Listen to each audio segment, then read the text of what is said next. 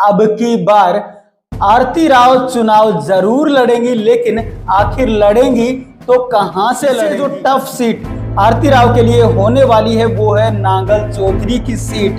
जहां से कि अभय सिंह यादव वर्तमान विधायक हैं। हालांकि उन्होंने अपने राजनीतिक कैरियर की शुरुआत राव इंद्रजीत से ही की थी, लेकिन आज वो राव इंद्रजीत के विरोधी माने जाते हैं और वहां पे उनकी जो पकड़ है वो बहुत ज्यादा है। तो इसलिए वो सीट आरती राव के लिए सबसे टफ सीट में से एक हो सकती है। नमस्कार, आप देख रहे हैं स्टेट न्यूज हरियाणा और राज मंत्र के दूसरे एपिसोड में आपका स्वागत है। हम बात कर रहे थे राज परिवार की, और राज परिवार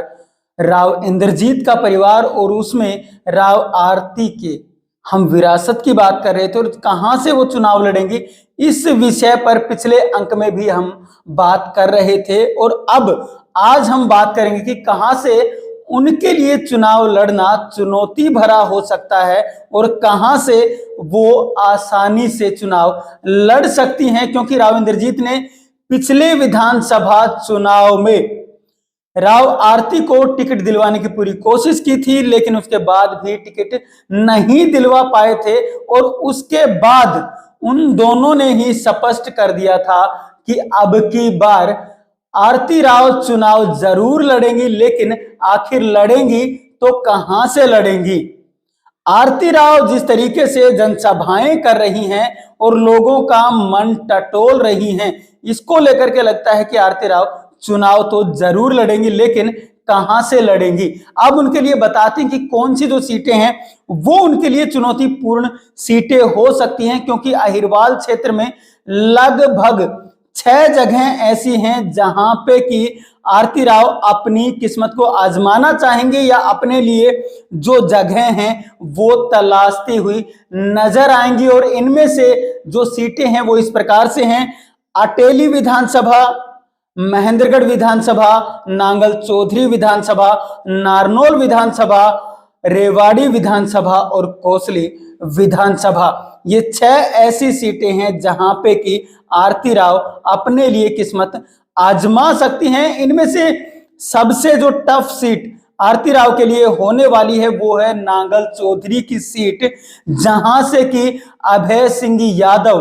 वर्तमान विधायक हैं बीजेपी के, और वो एक बड़े कद्दावर नेता भी हैं और वहां पे आम जनता के बीच में उनकी छवि एक काम करने वाले नेता के तौर पे है। हालांकि उन्होंने अपने राजनीतिक कैरियर की शुरुआत राव इंद्रजीत से ही की थी, लेकिन आज वो राव इंद्रजीत के विरोधी माने जाते हैं और वहां पे उनकी जो पकड़ है वो बहुत ज्यादा है। तो इसलिए वो सीट आरती राव के लिए सबसे टफ सीट में से एक हो सकती है। उसके बाद अगर दूसरी सीट की बात करें तो वो है महेंद्रगढ़ विधानसभा की सीट, जहां पे कि पहले से ही 2 कद्दावर नेता मौजूद हैं। इनमें से एक हैं बीजेपी के बड़े नेता और कद्दावर नेता रामविलास शर्मा, तो वहीं दूसरे जो बड़े नेता हैं जो कि वहां पे वर्तमान विधायक हैं वो हैं कांग्रेस के राव दान सिंह, जिन्होंने की राव इंद्रजीत की उंगली पकड़ करके राजनीति में चलना सीखा था, लेकिन आगे चल करके उसी उंगली को झटक दिया और अब उन्होंने उसी विधानसभा के अंदर अपना वोट बैंक तैयार कर लिया है। तो वहां पे ये दोनों ही कड़ी चुनौती हो सकते हैं। और इनके साथ साथ एक नेता और वहां पे पिछले विधानसभा चुनाव में उभरे हैं, जिनका नाम है संदीप एसडीएम, जो कि लगभग 30,000 वोट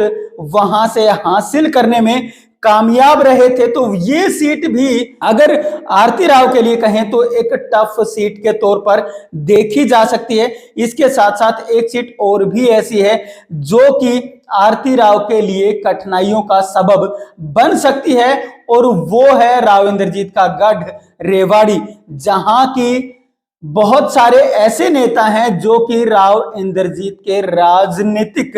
विरोधी वहां पे सबसे ज्यादा मौजूद हैं। अगर पिछले 8 चुनाव को देख लिया जाए तो मात्र एक बार ऐसा हुआ है कि जब राव इंद्रजीत के पक्ष का कोई नेता वहां पे विधानसभा चुनाव को जीता हो, और वो नेता भी रणधीर कापड़ीवास थे, बीजेपी के नेता थे, जिनके ऊपर की आशीर्वाद रूपी हाथ रखा था राव इंद्रजीत ने, और आज रणधीर कापड़ीवास भी राव इंद्रजीत के विरोधी खेमे में नजर आ रहे हैं। तो ये ऐसी सीटें हैं जहां पे किनके जो विरोधी हैं वो आरती राव को हराने में कोई भी कसर नहीं छोड़ेंगे। लेकिन अगर बात करें उन सीटों की, जिन सीटों के ऊपर राव आरती को या आरती राव को थोड़ी सी आसानी हो सकती है, उन सीटों में 3 सीटें ऐसी मौजूद हैं। अगर बात करें अटेली विधानसभा की, अगर बात करें कोसली विधानसभा की, और अगर बात करें नारनौल विधानसभा की, क्योंकि ये तीनों ही सीटें ऐसी हैं जहां पे कि आज भी ये तीनों ही विधायक राव इंद्रजीत के रहमो करम पर बने हुए हैं। या अगर दूसरे शब्दों में कहें कि राव इंद्रजीत इन तीनों ही नेताओं के लिए किसी भगवान से कम नहीं है, और ये तीनों ही ऐसी सीट हैं जो कि राव आरती के लिए थोड़ी सी आसान सीटें हो सकती हैं, बजाय कि रेवाड़ी, नांगल चौधरी और महेंद्रगढ़ विधानसभा के। सभी चीजों के बारे में विस्तार से चर्चा करेंगे, एक एक अंक के बारे में बताएंगे, और एक एक विधानसभा के बारे में भी आपको विस्तार से बताएंगे कहां पे कौन से राव इंद्रजीत के विरोधी हैं और कहां पे सबसे ज्यादा टफ सीट और क्यों होने वाली है, वहां पे कौन सा जो बड़ा कद्दावर नेता है वो मौजूद है, या फिर पूरी जो स्थिति उन विधानसभाओं की क्या है, ये हम आगे के अंकों में आपको बताएंगे। और आगे के अंक में ये भी बताएंगे, अगला जो अंक होगा उसमें आप जान पाएंगे कि